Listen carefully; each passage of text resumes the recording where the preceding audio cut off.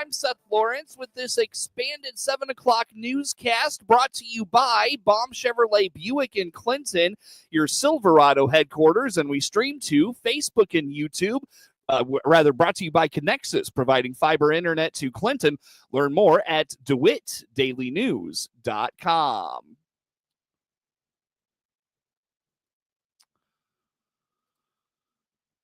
Students, as a part of the English as a Second Language, or ESL program in Clinton schools, will be getting instruction time this summer. On the WHOW Morning Show Wednesday, Clinton Schools Superintendent Drew Goebel told Regional Radio the idea is that a summer program will help prevent learning loss. The number of students that are entering, that have enrolled in our school, that English is their second language. They're primarily Spanish is being spoken in their homes, and we do have students that do not speak very, very limited English. Mm-hmm. And I think that I can't imagine. And Nicole Binder and Lindsay French, these are our two teachers that we've hired in the last couple of years to help support these students. And last night at the board presentation, they put up a slide, and it was all in Spanish. And I can't speak Spanish, and I'm thinking, this is how kids feel. That are sitting in classes, and the teachers are teaching, and they have no idea what the teacher is saying, or they pass out a piece of paper and they can't read it. I can't imagine the stress. So what Clinton has done to support these students, starting at a very early age, we have these two teachers that are working side by side with the students, but also with the teachers, and helping them. And then each year, the kids that are English is a second language, they take a test called the Access Test that kind of sees where they're at. Mm-hmm. And our students are showing remarkable growth in being able to speak and make English, so they'll be fully bilingual. But so again, that's another thing I'm proud that our school is not just that we have that we can support these kids. And this summer we have a kind of off track here, but we have a summer school program, because between May and August, these kids have been learning for English proficiency, they might lose some of that. Right. So now with Miss Binder and Miss French, we can continue, so we don't have those losses. So it's a whole summer school program to help support the ESL students. Part of the summer program will be many field trips into the community where students will put into practice the things they're learning. Part of the program is field trips, because field trips are always fun. But yeah, going to the movie theater and telling what movie you want to go to, or ordering from the concession stand, or going to the grocery store and interacting there, mm-hmm. or going to the library. So there's different, going to the zoo. Mm-hmm. It just this day-to-day life that we probably take for granted. If we were dropped into a country that we don't speak their language, where's the bathroom at? Mm-hmm. It's like little things like that, or mm-hmm. or just those little things that we just take for granted. These kids are just here, mm-hmm. and it is what it is. And I'm glad they're here. I'm glad that we can help them and support them, not just during the school year, but now this program, be able to help them throughout the summer. Goebel says the students in the ESL program range from second graders to 10th graders. The city of Lincoln recently made the decision to withhold funding to the Logan County Tourism Department and take over its own tourism. Lincoln Mayor Tracy Welch says this decision was made for the city to go in a different direction for its tourism. He feels the decision to run its own tourism department gives them a little more control.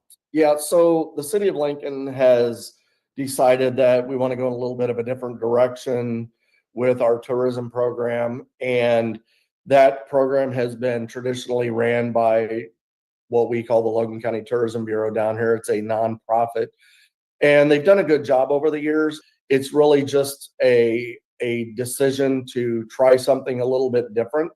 We've got Route 66, the Centennial, coming up next year. Got a lot of good ideas and things I think we could implement by having a little bit more control, at least over our aspect of the program.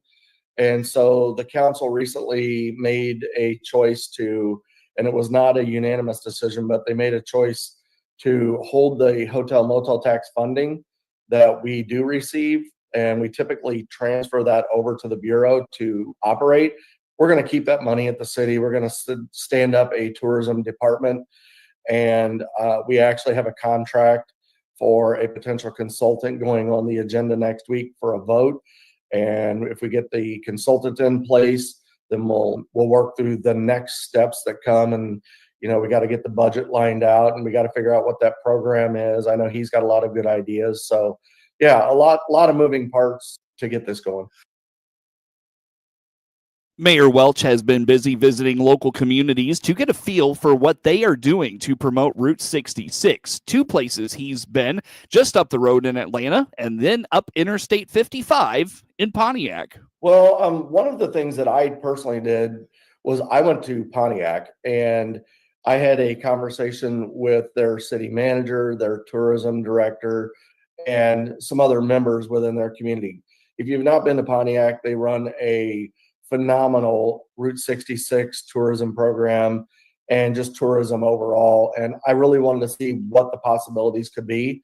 Part of the reason for doing that also is that the consultant that we're going to bring in used to be the mayor of Pontiac. He at least had a hand in their tourism program, and he has a really big hand in the success of Atlanta, Illinois, and their program there as well. And so, as far as I'm concerned, he is more of an expert than anybody that we have local.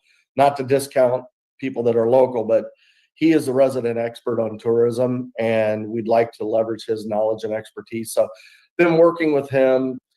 Some of the other things we've been working on is working through some of the details of what this change means to the Bureau itself, the existing Bureau. They do serve the outlying communities within the county, and there's a desire to maintain that support.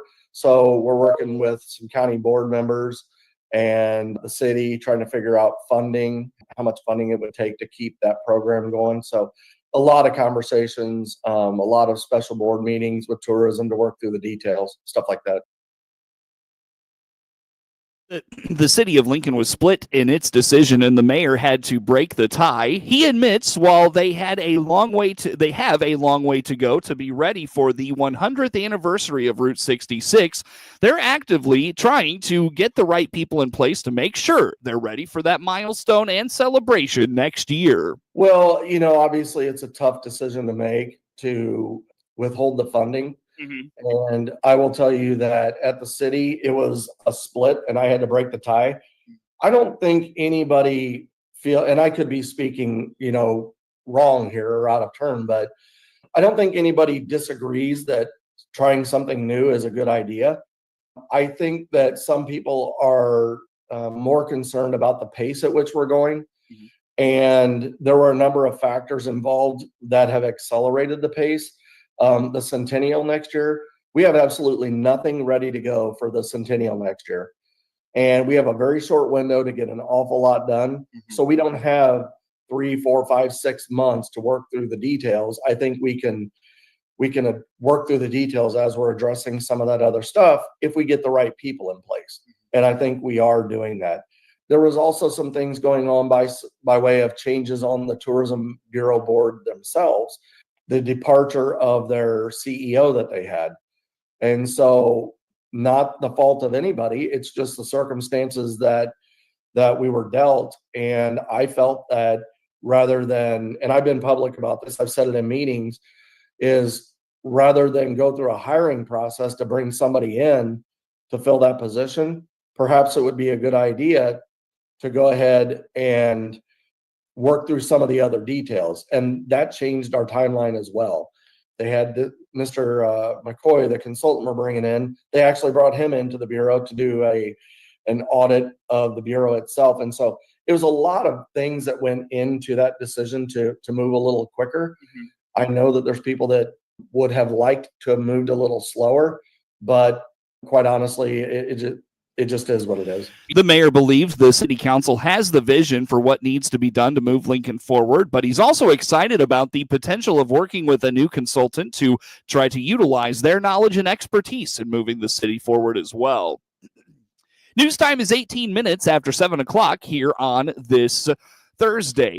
Heritage Behavioral Health in Clinton is reminding the community of its services and that it continues those services at a state-of-the-art location on Clinton's west side. At last Thursday's Warner Hospital Health Fair, Corey Baxter with Heritage Behavioral Health Center told Regional Radio they continue to offer substance abuse and mental health counseling. We offer a wide range of mental health and substance use counseling. We do crisis interventions, and this is for adults, for kids, for families, whoever needs some help. We get a lot of referrals from different doctors. The schools will refer people, but a lot of our folks come in on their own. They just want to have a little bit of help, so we're able to help them. We actually offer one-on-one counseling, of course, but we also do group counseling, and we also have case management, community support services. So if people need some assistance out in the community, at their homes, we're able to get in there and help them out with that. Baxter also indicates they see those struggling with transition. This time of year can display that due to the ending of the school year and new chapters beginning.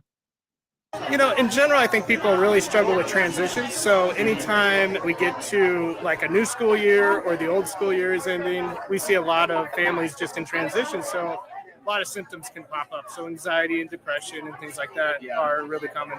Yeah, we're at 140 Sunrise Court. We're located over by Jimmy John's and Monocle's.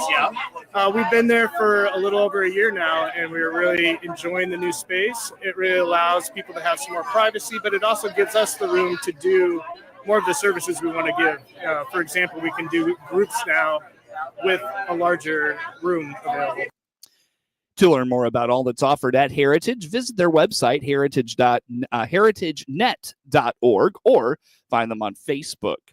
News time is 20 minutes after 7 o'clock here on this Thursday. More to get to coming up on the morning show. Experience the power of better connection with Connexus Fiber Internet. Connexus delivers ultra-fast, reliable speeds to keep you connected at the speed of life. Whether you're working from home, streaming your favorite shows, or gaming with your friends, Connexus has you covered. Say goodbye to buffering and dropped calls and say hello to fiber fast internet. Ready to upgrade your connection? Sign up today by clicking the Connexus icon at DeWittDailyNews.com. Nothing connects us like Connexus. Baum Chevrolet Buick offers full transportation options while giving you peace of mind. This is Scott Baum from Baum Chevrolet Buick here in Clinton and Farmer City. This is what we strive to do each and every day. We'll listen to you, give you the options for routine maintenance, major mechanical problems, or collision repairs with a staff that is knowledgeable to find the best option for you. Baum Chevrolet Buick, your full service dealer. See us at baumchevybuick.com right from the start. News time is 21 minutes after 7 o'clock on this Thursday. Again, I'm Seth Lawrence with you folks today for this expanded 7 o'clock newscast. Again, brought to you by Baum Chevrolet Buick in Clinton, your Silverado headquarters. And we stream to brought to you by Connexus, providing fiber internet to Clinton. Learn more at DeWittDailyNews.com. It could be a record-setting weekend for travel. At least that's the prediction from AAA, with over 45 million Americans expected to be on the roads or in the skies. Pump prices could be mixed. Here's Patrick DeHaan, petroleum analyst with Gas Buddy.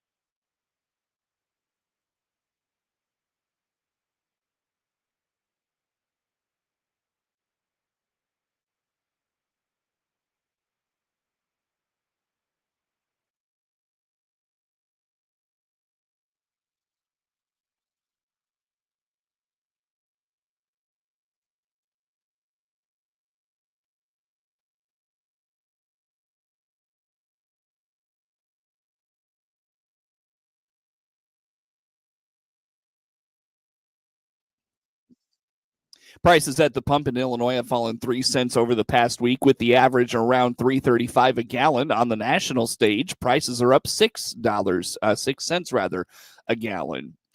Illinois FFA delegates will consider adding a sixth state officer position next month, says Illinois FFA Executive Director Mindy Bunselmeyer. Well, of course, it's very historic. Now, I will say that every state convention is historic, right? Because when we name a star from a school, that might be that school's very first state star that they have. Or when we have a creed speaker that's from a school, that could be the school's first state creed speaker. So every convention is historic. But this convention is particularly a little bit more historic if the delegates vote on our constitutional amendment. It was brought forth by previous major state officer teams, the need for an additional major state officer, simply because of our growth in not only number of chapters, but number of conferences that we offer, number of programming pieces that are in place.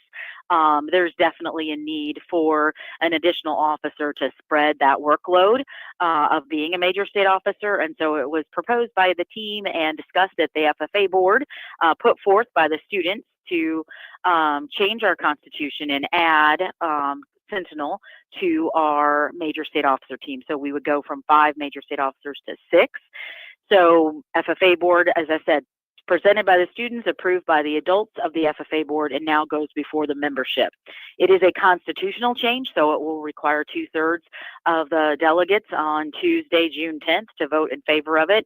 But if they do, then we will elect our first state sentinel on Thursday, June 12th. And so it could be really historic for that individual who becomes the first state sentinel, but just really historic for the organization as we continue to grow and expand our reach and expand our opportunities to members. So yeah, big opportunity, big thing on the docket, if you will. Some years I can just tell you, oh, we're voting on state degrees and improving our honoraries. But this year, this one's big. This marks the 97th Illinois FFA convention. A new state officer team will be selected next month. Former state FFA secretary Haley Bode has advice for the 10 finalists. I think the biggest advice I have is just to take it all in. It's a whirlwind of 3 days. And while it may be a new exciting chapter for you if you get elected as one of the 5 new major state officers, it's also closing a chapter on an opportunity and a blue jacket experience that you've had for the past 4 to 6 years as a junior high and high school member. So just take that in with your fellow section presidents and your fellow chapter members, especially if it's your last state convention. I know a lot of those candidates that are going to go up on the stage, 5 of them, it won't be their last convention, but 5 of them, they will retire, and it will be the last time they put their blue jacket on unless they get that American FFA degree.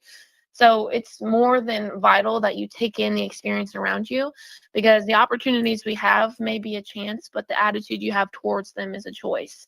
All of the opportunities you're presented are for a reason, and all the opportunities that may be presented after convention are also for a reason, whether that's you get the opportunity to serve as a state officer or you get the opportunity to continue your education other places and continue to make your impact other places. It's important to take those opportunities with the correct attitude so you can get the most out of them, and so that everything that you do from that foot forward is purposeful. This marks the 97th Illinois FFA convention, which is June 10th through 12th at the Bank of Springfield Center. As many around the state prepare for Memorial Day cookouts, as the Illinois Fire Marshal's Office has a few warnings. The holiday, which marks the unofficial start of summer, often involves outdoor grilling or uncontrollable campfires. Fire Marshal Public Information Officer J.C. Foltz says, a lot of it's unattended cooking. It's a lot of uncleaned grills from the off season, I guess is the way to put that, kind of the unofficial start to summer this weekend. And it's important to make sure that grill is clean out the grease trap, make sure that your grates are clean. That's where a lot of the fires will happen from, is you get all that grease built up inside that. You start the grill for the first time for the year, and then next thing you know, you have an issue. Do not use water if you are trying to put out a fire that is containing grease. That only spreads the fire. We need to smother that, close that lid on that grill, turn the grill off. Propane and charcoal grills, they should only be used outdoors. I know a lot of people want to do this, and I swear every weekend during the Memorial Day weekend over the past few summers, it has rained at some point. Please use your grills outdoors. The grill should be placed far enough away from your home or deck railing and out from under the eaves or overhanging tree branches. And make sure you keep kids and pets at least 3 feet away from that grill when you're cooking. And again, never leave the grill unattended. For those cooking at a state park using charcoal, Fultz encourages those cooking to wait until the coals cool before leaving. If left unattended, those hot coals could cause significant damage. According to FEMA, an average of 6,500 grill fires start each year, resulting in nearly $27 million in property losses. 29 minutes after 7 o'clock here on this Thursday. Coverage of news is brought to you by Baum Chevrolet Buick in Clinton, your Silverado headquarters, and brought to you by Connexus, providing fiber internet to Clinton. Learn more at DeWittDailyNews.com. Coming up in sports here in just a moment on WHOW, high school baseball winners yesterday included Monticello, Maroa-Forsyth, and Mount Pulaski. High school softball, Monticello fell in regional semifinal action to Tri-Valley. We've got recaps of the high school postseason underway in spring sports. We've also got a look at Illinois baseball and the Sox, all coming up next in sports. With SRN News, I'm Rich Thomason in Washington. The House has approved President Trump's self-proclaimed Big Beautiful Bill following a grueling all-night session. House Speaker Mike Johnson says it's historic legislation, and the president fought hard to get it across the finish line. Includes $1.5 trillion worth of spending cuts and also expands the Trump tax cuts. Israel's prime minister decries what his office calls a horrific anti-Semitic attack.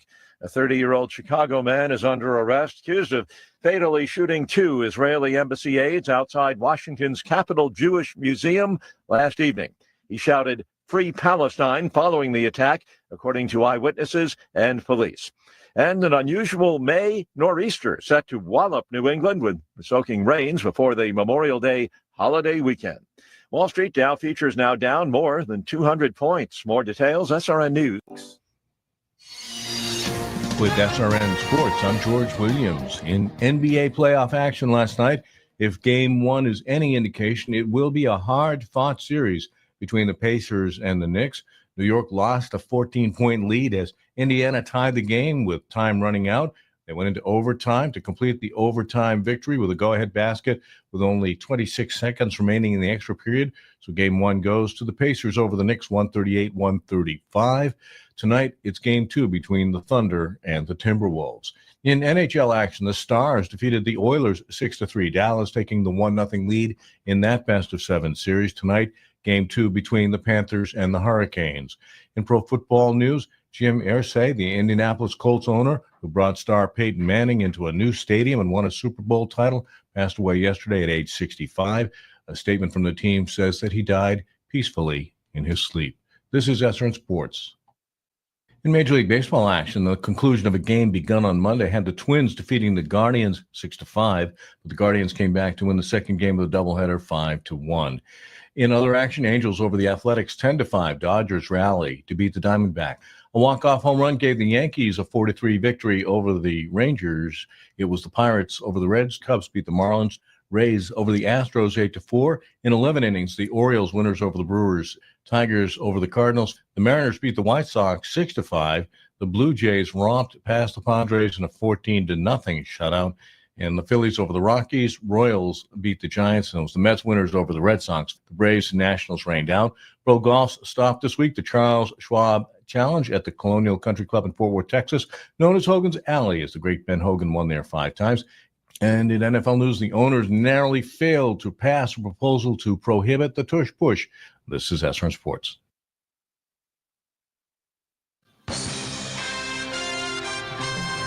Time now for a look at sports. I'm Seth Lawrence with this report. In a game heard on WEZC and online at DeWittDailyNews.com, Carter Foran pitched 6 innings of 1-run ball, pacing Monticello past Tri-Valley 2-1 in Class 2A high school baseball regional semifinal action Wednesday in Decatur. Foran struck out 6 in 6 innings, permitting 3 hits and 2 walks. The senior was also 2 for 3 with a double and a run scored. He doubled with 1 out in the bottom of the first inning and scored when Eli Kraft singled to right field. In the second inning, Monticello put runners on first and second with nobody out, but could only score 1 run on a cold base sack RBI ground out. Cade Danko drove in Cole Klein for the Vikings' only run of the game. Monticello improves to 27-5 overall. They advance to Saturday's regional championship against Maroa-Forsyth in Forsyth. Game time is 1 o'clock. Hear the action on 95.9 FM, WEZC, and online at DeWittDailyNews.com. Mitch Williams went the distance and led Maroa-Forsyth over Warrensburg-Latham 6-1 in Class 2A high school baseball regional semifinal action Wednesday in Decatur. The senior allowed a run on 6 hits and struck out 6 while walking 2. Maroa-Forsyth jumped out to an early 5-1 lead. Tate Brendenberg finished 2 for 3 with a double and 3 RBIs. Grady Rose was 2 for 2 with a triple and 2 runs batted in. Caden Rose drove in the other run for the Trojans. Trenton Bridges drove in the only run on a triple for the Cardinals, while Nathan Southern was 2 for 4. Warrensburg-Latham finishes the season 24-6. Maroa-Forsyth goes to 21-8 overall and will take on Monticello for a regional championship on Saturday. Mount Pulaski scored 7 runs in the 6th inning and beat Villa Grove 7-1 in Class 1A high school baseball regional semifinal action on Wednesday in Tuscola. Liam Smith hit a 3-run homer in the 7-run frame. Luke Martin and Aaron Volley hit back-to-back RBI doubles to break the game open. Chance Payne was 2 for 4 for the Hilltoppers. Evan Cooper allowed an unearned run in a complete game effort. He struck out 6 while permitting 6 hits. Mount Pulaski goes for a regional championship on Saturday. Class 1A high school baseball regional semifinal action on Wednesday from the Armstrong Regional. Salt Fork downed Fisher 12-2. From the Bethany Okaw Valley Regional, Stewartson Strasburg blanked Central A&M 11-0. From the Milford Regional, GCMS took care of Cissna Park 14-0. From the Tuscola Regional, Tuscola topped Decatur St. Teresa 8-3. Class 2A regional baseball semifinal action from Wednesday. From Quincy Notre Dame, Springfield Sacred Heart Griffin down Beardstown 11-1. From Riverton, it was Pleasant Plains over Athens 5-1, and Pittsfield beat Williamsville 7-5. From the Olympia Regional, Normal U High dispatched the hosts 15-5 in 6 innings. And from the Tolono Unity Regional, it was St. Joe over Arthur Lovington Atwood Hammond 13-2. Isabella Beery hit a 2-run home run and drove in 3, but it wasn't enough to spark Monticello in a 13-7 loss to Tri-Valley in Class 2A high school softball regional semifinal action Wednesday in Monticello. Wednesday's game was a makeup of a Tuesday rainout. Beery's 2-run home run in the 3rd cut into a 10-2 deficit for Monticello. Sadie Walsh was 4 for 5 with a triple and 2 runs scored for the Lady Sages. Thea Key finished 1 for 4 with a double and an RBI, while Madison Highland was 2 for 3 with a double. The Lady Vikings slugged 3 home runs in the game. They advance to take on Tolono Unity on Friday afternoon for the regional championship. Monticello finishes its season 24-7. Class 1A regional softball semifinal action from Wednesday. From Tuscola, it was Tuscola over Decatur St. Teresa 9-1, and Arcola blanked Argenta Oriena 1-0. Class 2A regional semifinal action from Wednesday. From the Bismarck-Henning Regional, Lexington down the hosts 12-8. From the Illini West Regional, it was Williamsville over Illini West 12-2. Also from Monticello yesterday, Tolono Unity blanked Maroa-Forsyth 12-0. From the St. Joe Ogden Regional, Normal U High doubled up St. Joe 2-1. From the Olympia Regional, it was Olympia blanking Petersburg Porta 8-0. Class 1A regional baseball semifinal action today. The Argenta Oriena Regional shifts to Milliken.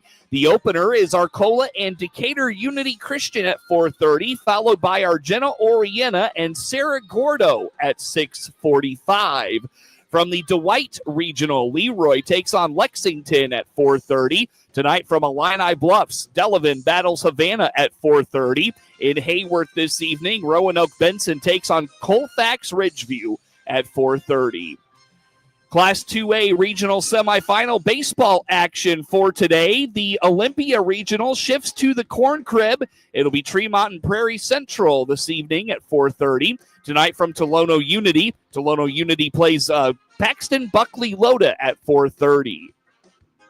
Class 2A regional baseball action, softball action rather, for today. From the St. Joe Ogden Regional, Westville takes on Bloomington Central Catholic at 5. And from the Olympia Regional, DMAC takes on Tremont at 4:30. Illinois was eliminated from the Big Ten tournament following an 8-6 loss to second-seeded UCLA at Charles Schwab Field in Omaha. Drake Westcott was 2 for 5 with a homer and an RBI. Colton Quagliano and Vitas Valenzuis each drove in 2 in the game. Illinois got on the board first when Valenzuis brought in a run on a sac fly. He'd add an RBI single in the third to put Illinois up 2-0. The Bruins got the runs back with 5 in the third. Quagliano got one of those back in the fourth with an RBI single. Illinois would tie it at 5 thanks to a Westcott leadoff solo home run, and Quagliano scored on a wild pitch later in the frame in the 6th inning. UCLA put a run across in the bottom of the 6th to go back up 6-5. Illinois tied it back up at 6 thanks to another Quagliano RBI single. Illinois left 10 runners stranded on base in the loss and went 3 for 10 with runners in scoring position. Leody Taveras hit a 2-run home run in the 8th inning to put Seattle ahead, and the Mariners topped the White Sox 6-5 Wednesday for their 5th win in 6 games. The White Sox fell behind the Mariners early on Wednesday in the rubber match of their 3-game series, but the Southsiders did not go meekly as they bashed their way right back into the game, including a couple of back-to-back home runs. Sosa sends one sky high out in the deep left. Arozarena will watch it go, and we're tied. The 0-1 is cranked in the air deep to right. They've gone back-to-back. Unfortunately, Seattle played the long ball game too as Leody Taveras' 2-run shot launched the Mariners to a 6-5 win. I'm Jeff Meller, and I'll have your pregame coverage starting at 6 p.m. on Friday as the White Sox welcome the Rangers to town for a weekend series at the Rate. First pitch comes your way at 6:40 on the ESPN 1000 Hard Rock Casino White Sox Network. The White Sox return to the WHOW airwaves tomorrow. Kyle Tucker had a home run among his 3 hits and knocked in the tie-breaking run with a single fielding error by Miami in the 8th inning as the Cubs beat the Marlins 2-1 Wednesday.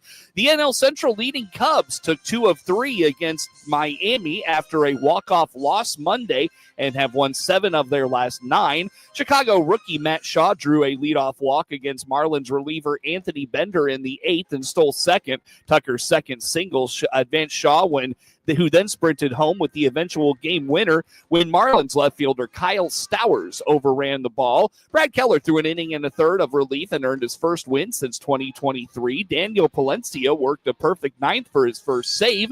Making his second big league start, Cubs right-hander Cade Horton threw 5 1/3 innings of 1-run ball. He allowed 6 hits, walked 3, and struck out 3. The Cubs have not announced a starter for the opener of a 3-game series at Cincinnati starting Friday. Spencer Torkelson had a pair of hits, walked twice, and drove in a run to help the Tigers beat the Cardinals 5-1 Wednesday for Detroit's 15th win in its past 20. Brant Hunter allowed a run in 3 scoreless innings in his second career start. Chase Lee followed with 2 scoreless innings to earn his first major league win as the Tigers used 6 pitchers in a bullpen game. Andre Palante allowed 3 runs and 4 hits, walking 4 in 5 2/3 innings for his first loss at home since September 18th, 2024 against Cincinnati. Wilson Contreras had an RBI single to center field off Brennan Hannafy to score Victor Scott II in the 6th inning and cut Detroit's lead to 3-1. St. Louis lost by more than a run for the first time since falling 9-3 at home against the Mets back on May 2nd. Cardinals right-hander Miles Michaelis goes opposite Arizona right-hander Zach Gallen in the opener of a 3-game series on Friday. Get sports anytime from your computer or mobile device at DeWittDailyNews.com. This is staff meteorologist Jennifer Wojcicki with your regional radio forecast. Slight chance for scattered rain showers. Today, otherwise cloudy skies expected. High temperatures reach up to 60. Northwesterly winds 10 to 15 miles per hour. Partly cloudy skies. Tonight, slight chance for scattered rain showers. Lows dip down to about 43. Hear weather twice an hour or online anytime at DeWittDailyNews.com. Right now, 51. Let's check Ag News on the RFD Radio Network.